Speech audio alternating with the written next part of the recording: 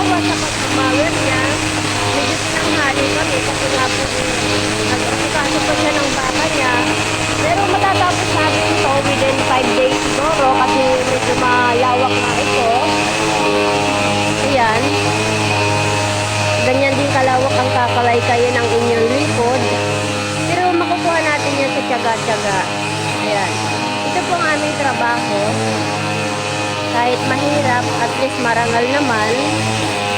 Ayan, ito po ang buhay ng mahihirap. Nagtsatsaga para may pangbili ng panglaga. Ika nga sabi, magtrabaho para may piso. Ayan.